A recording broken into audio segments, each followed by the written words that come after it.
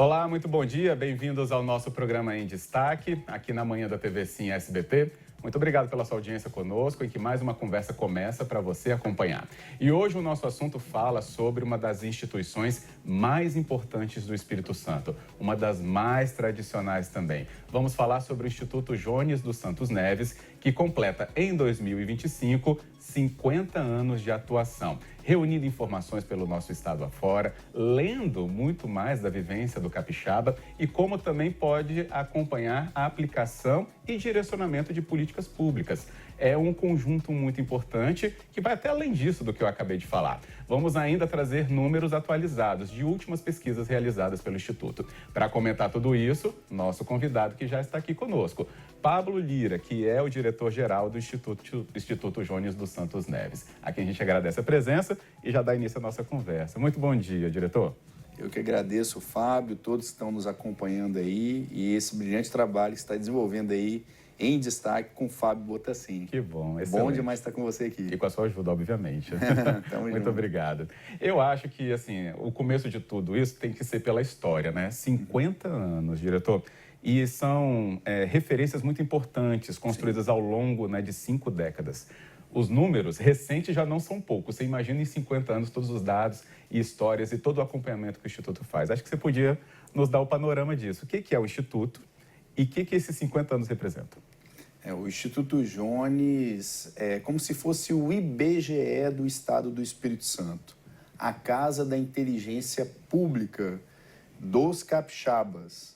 O Instituto Jones, nessa história construída a várias mãos, servidores, diretores que já passaram e deixaram sua contribuição no Instituto, que estão trabalhando hoje no Instituto Jones, construíram aí uma grande obra coletiva que se caracteriza como um grande banco de dados e um repositório de conhecimento estratégico sobre o desenvolvimento do Estado do Espírito Santo, suas potencialidades e desafios. E essa história de 50 anos, ela começa em 1976, quando foi criada a Fundação Jones dos Santos Neves, depois que foi transformado aí no Instituto Jones dos Santos Neves. Traz no seu nome a figura aí do nosso grande governador Jones dos Santos Neves, no século XX, um desenvolvimentista muito importante para o crescimento e avanço do Estado do Espírito Santo, no seu desenvolvimento, processo de industrialização, a parte de estradas, logísticas, rodovias, o crescimento do Estado do Espírito Santo. Jones dos Santos Neves foi uma das lideranças aqui do Estado que impulsionou e alavancou o desenvolvimento do Estado do Espírito Santo. Na década de 70, surge a necessidade da gente ter um instituto para auxiliar o planejamento do Estado do Espírito Santo, que estava ali no seu ciclo de desenvolvimento e industrialização, crescimento urbano também, e aí foi concebido o nosso Instituto Jones dos Santos Neves, muito importante ali na década de 70 e 80, auxiliando os municípios do Estado do Espírito Santo no desenvolvimento de políticas territoriais, regionais. Também na década de 80, o Instituto Jones desenvolveu planos, projetos estruturais para os municípios e também o Plano Diretor de Transportes Urbanos, PDTU, que depois deu origem aí à criação da CETURB e deu origem ao Sistema Transcol. Nosso Sistema Transcol, que é um dos poucos no Brasil, que é integrado em toda a região metropolitana da Grande Vitória, que hoje possibilita uma pessoa com um único bilhete, uma única passagem, sair de Fundão, passar aqui por Serra, Vitória, pegar o aquaviário, ir para Vila Velha e chegar até em Guarapari, também circular por Cariacica, Viana, os municípios que compõem a nossa região metropolitana.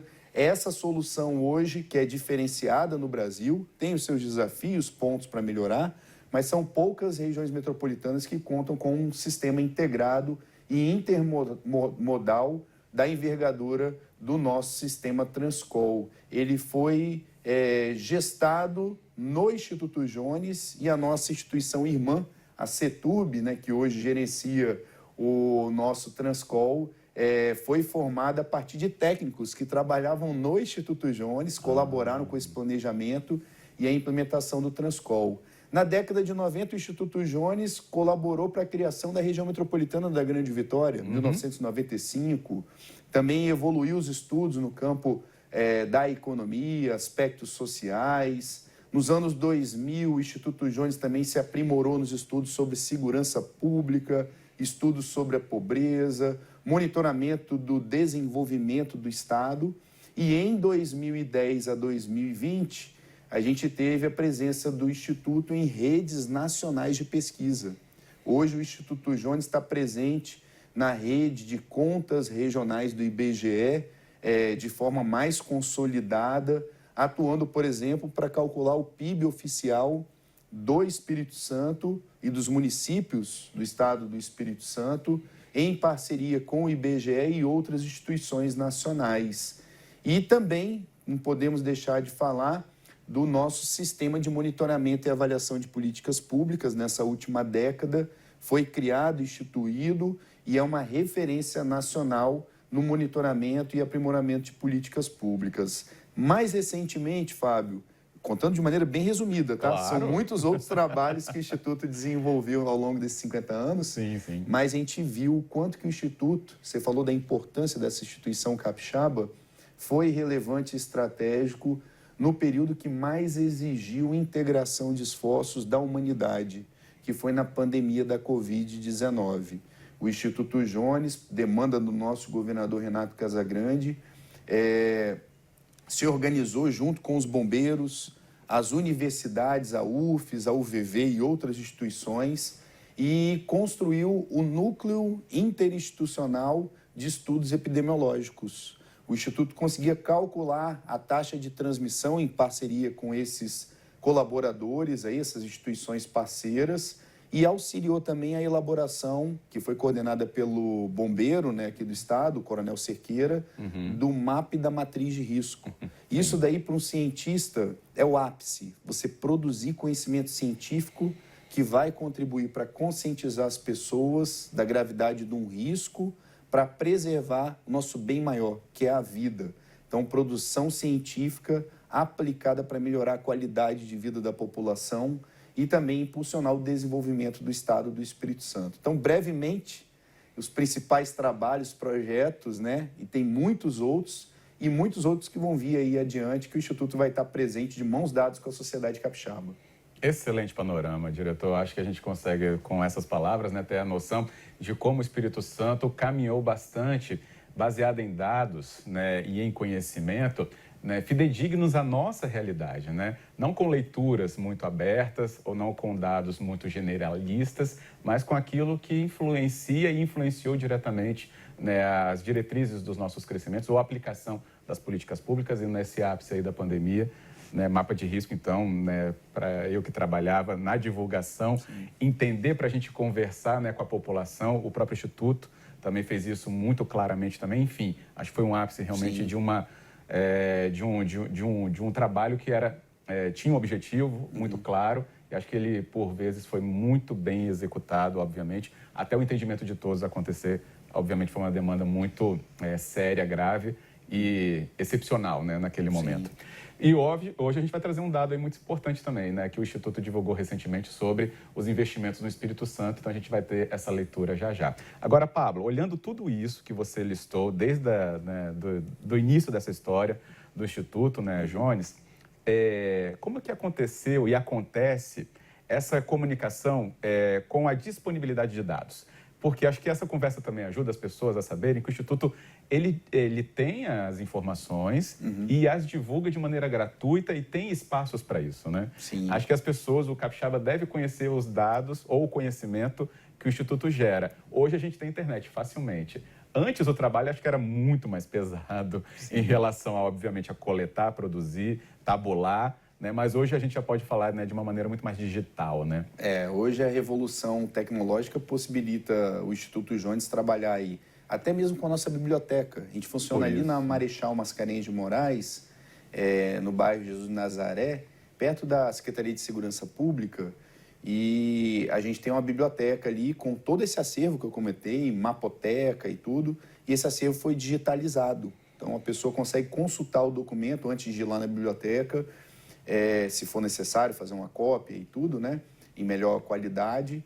Mas a própria biblioteca, a gente tem um projeto lá da biblioteca online. Então, usamos aí essa revolução tecnológica. Eu estava lembrando, Fábio, quando você estava comentando aqui, logo quando eu entrei no serviço público, em 2001, em 2003, 2004, eu trabalhei na Secretaria de Segurança Pública. E eu fui numa reunião no Instituto Jones. Foi a minha primeira reunião. Eu era servidor da Secretaria de Segurança Pública, na Gerência de Estatística e Análise Criminal, e fui no Instituto para uma reunião sobre dados estatísticos sobre o crime, que o Instituto também se especializou nessa pauta como Observatório da Segurança Cidadã. E eu lembro, Fábio, que no Instituto era assim, tinha um computador que era dividido para 2, 3 servidores, porque ainda não era tão acessível igual hoje em dia, né? Hoje a gente consegue fazer as pesquisas tudo na mão. palma da mão.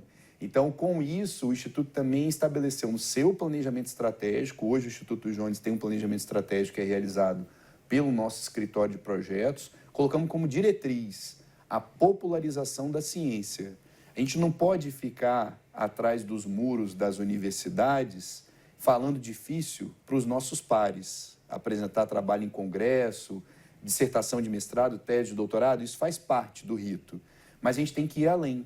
Traduzir essas informações científicas de maneira popular para a sociedade, que é o principal objetivo nosso. Comunicar com a sociedade para a gente realizar transformações sociais, melhorar a educação, a saúde, mobilidade urbana, segurança pública.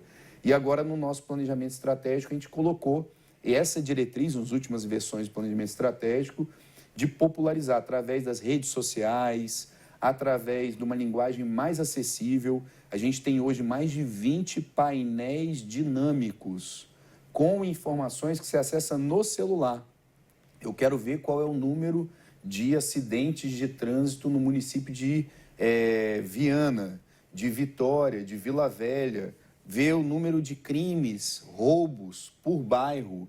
Isso para as lideranças comunitárias, os comitês, conselhos municipais, é muito importante. Porque hoje em dia, na era da tecnologia, na era da informação, a gente não pode abrir espaço para o achismo, para o improviso. É com dados e informações que a gente exerce aí a boa política pública. Desde a liderança comunitária lá no bairro, a gente quer chegar, a sociedade civil, o terceiro setor, até a prefeitura, o gestor público estadual, ter informação para dialogar sobre os desafios da nossa sociedade e como encontrar caminhos para a gente resolver gargalos em áreas de política pública sensível à sociedade. Além disso, pensar soluções de políticas públicas para impulsionar o desenvolvimento do nosso Estado. Então, está no nosso planejamento isso, a popularização desse conhecimento científico e também a inovação. Agora, de 2023 para cá, pela primeira vez no nosso planejamento estratégico, a gente colocou como foco a inovação. Excelente. Nós estamos, por exemplo, utilizando lá no Instituto, numa parceria com a CEDU, inteligência artificial para prever o aluno que tem característica de abandonar a escola. Ou seja, antecipar a solução do problema. Antes do problema ser criado, já trazer a solução para o problema. Então, a gente tem hoje uma equipe lá do nosso núcleo da educação que desenvolveu uma linguagem computacional em R, um script computacional com o uso de inteligência artificial que consegue estimar com 95% de precisão estatística quais são os alunos propensos a abandonar a escola durante o ano letivo.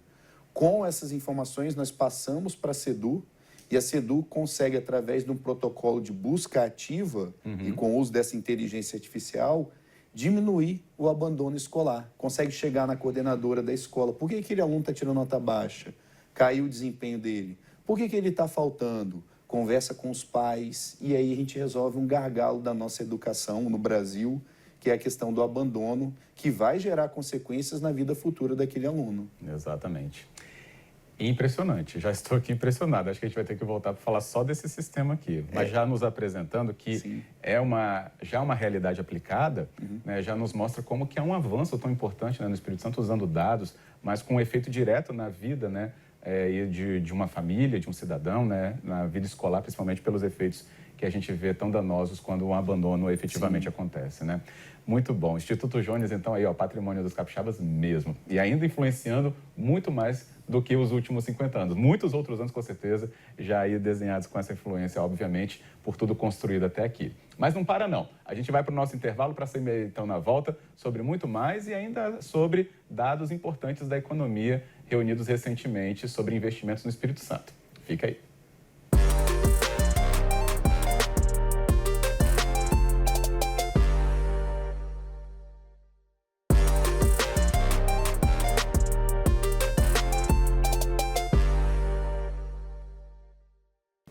De volta com o nosso programa em destaque na sua manhã da TV Sim SBT. Continuamos a conversa com o nosso convidado aqui presente, Pablo Lira, que é diretor-geral do Instituto Jones dos Santos Neves, instituto que completa, então, em 2025, 50 anos, que reúne aí uma radiografia do Espírito Santo, que inclusive, né, dados que estão à disposição de todos os capixabas, graças a esse investimento em inovação, investimento em digitalização, como que os dados, né, são coletados e também apresentados. Um cumprimento, inclusive, a todos os pesquisadores que passam e estão no Instituto. Sim. É um louvor, né, que uma instituição como essa consiga reunir uma gama de informações tão vasta como a gente aprendeu na primeira parte da conversa aqui. O Paulo está trazendo, dentro do nosso tempo, né, o que é possível a gente comentar, mas já falei aqui que a gente vai ter que voltar com tantas outras abordagens, porque os dados realmente são impressionantes, mas como eles também definem rumos, né? Como das políticas públicas, o exemplo da educação, que foi o último ali antes do último bloco, né? Que pode ser aplicado até para evitar abandono da vida escolar. Muito importante. E, obviamente, celebrar esses 50 anos desse instituto, que leva até o nome de um ex-governador capixaba, com uma relevância histórica enorme, né? Então, procure saber mais. A gente está deixando aí, inclusive, o endereço direto para o Instituto Jones, para você, então, acompanhar as publicações aqui citadas e outras que já foram feitas, mas também as que virão futuramente aí para estar dentro aí também do seu consumo de informação. O Pablo até falou, anotei aqui, ó, não pode ter improviso, não pode ter improviso. Acho que isso já é uma frase muito forte para a gente ter a noção de que esses dados sólidos, né, embasam decisões, porque depois, em algum nível, tem aplicação de dinheiro público, né? Em vários deles, aliás, né, Pablo? Acho que esse é um valor também importante. Cuidar do dinheiro público para ser ele aplicado onde deve, porque o dado apontou a necessidade, né? É isso aí, a gente fazer o bom uso do recurso público. Às vezes você tem um estado, um município que gasta muito com uma política pública, mas essa política pública não está baseada em evidências científicas. Você não está gerando um impacto na melhoria da qualidade de vida da população. Então, quando você trabalha com evidências científicas, desde a concepção da política pública, no seu processo de planejamento, e aqui no Estado a gente tem um escritório de projetos que fica na Secretaria de Economia e Planejamento, que tem capilaridade em todos os órgãos e também está sendo difundido para os municípios do Estado, você tem um processo profissionalizado de planejamento da onde alocar o recurso público por conta dos resultados e dos impactos daquelas políticas públicas. Exato. Aí vem a inteligência estratégica do Instituto Jones mostrando, ó, dá um outro... Em primeira mão essa, hein, Fábio? A gente tem um estudo lá no Instituto que avaliou o programa Estado Presente, que é uma política conhecida internacionalmente como exitosa na área da segurança pública. O programa Estado Presente aqui no Espírito Santo foi implementado, a primeira versão dele, de 2011 a 2014, na primeira gestão aí do governador Renato Casagrande. Antes desse período, a taxa de homicídios aqui no estado era de 58 homicídios por 100 mil habitantes. A segunda maior no Brasil. Morriam mais de 2 mil pessoas assassinadas aqui no estado em 2009, 2010. Com o programa Estado Presente, essa taxa começou a cair pela primeira vez na série histórica. E chegou na casa ali dos 40 homicídios por 100 mil habitantes. Aí teve um estudo que foi realizado pela IPEA, que apontou na primeira edição do programa Estado Presente, ele contribuiu para reduzir os homicídios aqui e salvar mais de 1.700 vidas no estado do Espírito Santo. Quanto vale uma vida, né? E aí, o custo-benefício do programa Estado Presente mostrou que esse era um investimento que tinha retorno para a sociedade. E agora, nós fizemos uma atualização desse estudo.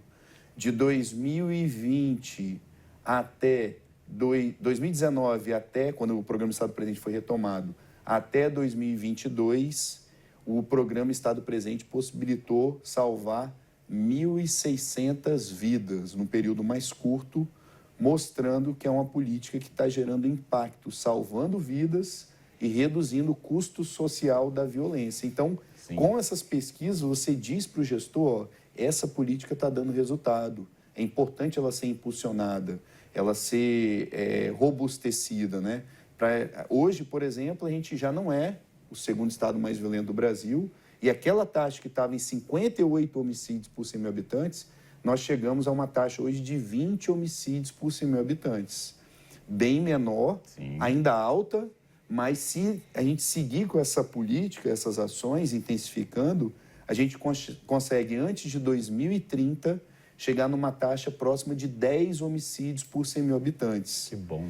Que é uma taxa considerável tolerável, de acordo com a ONU e a OMS, para a violência. Então, olha o valor dessa pesquisa, né, para o desenvolvimento do Estado. A gente sabe que a segurança pública é uma condição necessária para outras ações. Por exemplo, saúde, a questão da mobilidade. Sem segurança pública, você não tem política de mobilidade, de saúde, de educação e economia. Como você fala de desenvolvimento econômico sem ter um ambiente seguro, né? A gente viu o que o Estado passou lá em fevereiro de 2017. Ali a gente viveu uma crise da segurança pública e tivemos um lockdown aqui no Estado antes da pandemia, né? Então, a segurança pública é essencial para o desenvolvimento das nações e de estados como o Espírito Santo. Excelente. Até por isso, né, como a segurança embasa tantos outros indicadores, né, a gente vai falar de um agora. O Instituto Jones, então, para aproveitar o nosso tempo, reuniu o que a gente chama de carteira, né, de investimentos para o Espírito Santo até o ano de 2029. A gente já está em 2025, né? Lembra disso. Então, nos próximos 4 anos, pelo menos, ou até menos que isso, né? 3,5 por ali, a gente vai ter uma aplicação de 137 bilhões e 600 milhões de reais no Espírito Santo. É um número altíssimo, relevantíssimo a ser comemorado.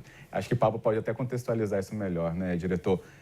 Que número é esse dentro desses 50 anos do Instituto Jones também? Sim, o Instituto Jones faz o monitoramento dos investimentos anunciados aqui no Estado, público e privado, acima de R$1 milhão.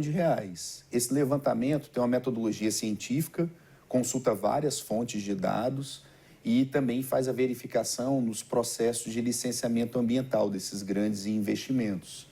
E a gente começou a fazer esse trabalho lá no Instituto há 25 anos atrás. Publicamos agora a 25ª carteira dos investimentos anunciados, que chegou nesse número recorde. É um número histórico, próximo de 138 bilhões de reais investidos nos 78 municípios do estado.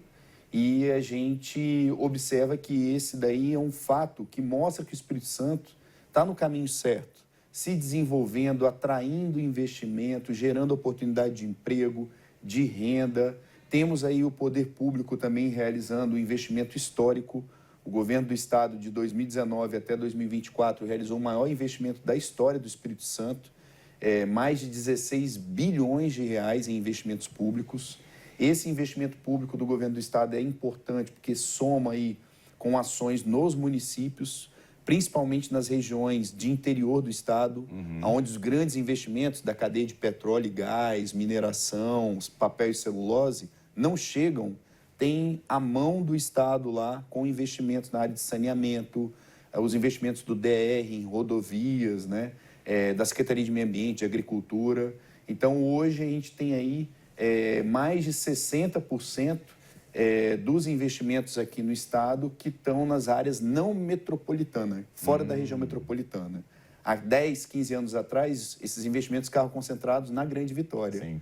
Hoje tem o papel do estado de promover um desenvolvimento regionalmente mais equilibrado.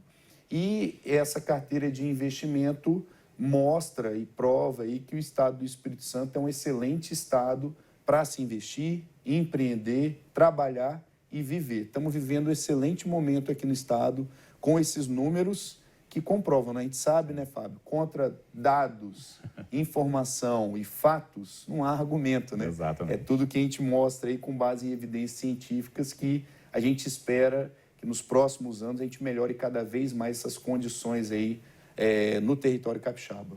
Fora tudo que já foi aplicado, né, gente, em todos, né, esses últimos anos, nesse período, então, mais recente, inclusive, principalmente pela indução que o Estado tem no crescimento econômico. Obviamente, a gente tem que ter um setor privado forte para que isso também aconteça, mas, então, é o entendimento do conjunto chegando a esse valor. Inclusive, Pablo, você bem lembrou, na história do Instituto, na década de 70, né, que foi os grandes projetos industrializantes do Espírito Santo, acho que ainda é, né, considerado o grande salto do Espírito Santo agrário para um Espírito Santo, né, de matriz econômica mais industrial. Sim. Você considera que esses últimos anos, ou essa década de 20 agora, que a gente já está aí na metade dela, né, de 2020 para frente, com esses números aqui já projetados até 2029, possa ser um novo salto de desenvolvimento do Espírito Santo? Um ponto de virada? Sim, hoje a gente vive aí o terceiro grande ciclo de desenvolvimento, que é uma expansão daquele processo de industrialização da década de 70, que vai até a década de 90 ali com a privatização das grandes empresas e também o advento do petróleo e gás, rochas ornamentais que se expandiram dos anos 2000 para cá. Hoje nós estamos consolidando uma base de um quarto ciclo de desenvolvimento aqui no estado. E temos também a importância do planejamento, como você bem falou, Fábio. A gente tem o governo do estado, municípios, legislativo, judiciário, Ministério Público, várias instituições democráticas remando junto para o desenvolvimento do estado. E a gente construiu e entregou para a sociedade, o Instituto Jones foi protagonista nesse processo, o plano de desenvolvimento de longo prazo é S500 anos. As metas para o Espírito Santo chegar em 2035 como um estado inovador, sustentável e resiliente. 2035, quando o estado completa aí 500 anos de colonização do solo espírito-santense. Então, essa característica que você destacou é o que a gente chama da sinergia do setor produtivo, setor público, sociedade civil, trabalhando junto, né, para um objetivo comum, que é melhorar a nossa qualidade de vida e destacar cada vez mais o estado do Espírito Santo como um estado luz no Brasil. Hoje a gente tem orgulho de dizer que a gente é capixaba, resgatamos esses valores do capixaba na área da cultura, do turismo, do esporte, a educação. O Espírito Santo hoje é referência nacional, segurança pública, e a gente espera que, fazendo valer o lema da nossa bandeira, trabalha e confia, nos próximos anos, nas próximas décadas, o Espírito Santo vai se destacar ainda mais no cenário nacional e internacional. Tem algumas pessoas que já falam que o Espírito Santo é a nova Suíça do Brasil ou a nova Singapura. Que bom que a gente continua nesse caminho, sendo referência para os outros estados brasileiros. Exatamente. Eu diria que seria até melhor do que esses daí, né? Concordo. Obviamente. Cada um tem a sua beleza, né? Essa característica é nossa, então seja cada vez mais ressaltada, né, com isso. Mas a referência está aí, está colocada. Isso. Que bom que a gente já está indicando esses caminhos importantes. Só para deixar, antes da gente terminar, os investimentos que o Instituto, né, mapeou para chegar nesse número, por exemplo, tem a BR-101 a ser duplicada, né, a zona de processamento de exportação de Aracruz, Porto de Metânia, retomada da Samarco. Isso. Então a gente tem um conjunto muito importante e todos eles apontam para esse caminho contextualizado. Desse total, Fábio, 138 bi, 70% já está em execução. Melhor já está gerando emprego, investimento e fazendo a roda da economia girar aqui no estado. E a infraestrutura em rodovias, por exemplo, do governo do estado, entre outros tantos, né, pontos a serem ressaltados. Então, conheça mais aí todos os dados do Instituto Jones, que hoje foi esse belo convite a nos abrir ainda mais para o Espírito Santo, para o próprio capixaba e até para fora, obviamente. Diretor, nosso tempo se esgota, mas vai ter que voltar, como eu disse, tá? Pode contar com a gente, eu agradeço estar aqui com você, colocando em destaque o Instituto Jones, que é um patrimônio de todos os capixabas.